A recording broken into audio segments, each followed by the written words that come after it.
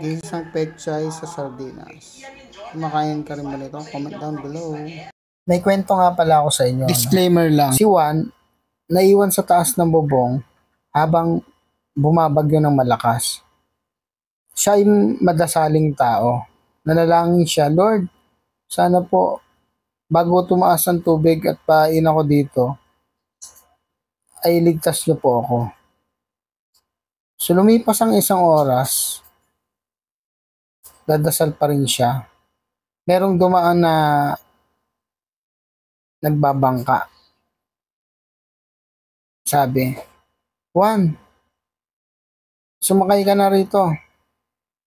Mga taga-barangay. Sabi, hindi, okay lang ako dito. Naniniwala ako kay God, isa-save niya ako. So di siya umalis. After 2 hours, may dumaan na naman na rescue. Isang truck na mataas. Juan, sumakay ka na rito. Malapit nang bumaha dyan sa buwong niyo, malulunod ka. Hindi. Isasave ako ni God. Okay lang ako dito. After 3 hours, may dumating helicopter. Juan, bisan mo na, malulunod ka na. Sumakay ka na rito. Hindi, okay lang ako dito. Isasave ako ni Lord. After 4 hours, nalulod na siya. Anong moral ng kwento? Wala lang, hindi, joke lang. Mamaya kwento ko sa inyo yung moral.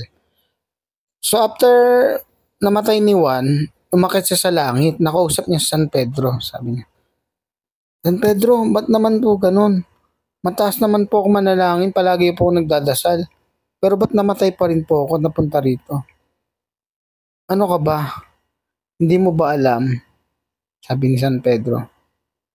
Marami na akong pinadala sa'yo.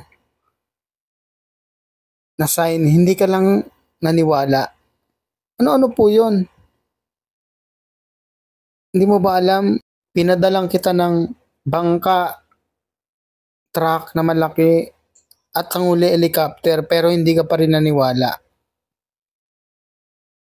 Baliwala ang pagdadasal mo kung wala ring faith. So anong moral ng story? Kailangan, pag nagdadasal tayo, magtiwala lang tayo. At the same time, sabayan din natin ang action. Kasi sabi nga, nasa Diyos ang awa, nasa tao ang gawa. Okay? So kung may mga sign na pinapakita sa'yo, trabahuin mo na, actionan mo na agad para makuha mo rin someday. Yun lang, follow for more. God bless.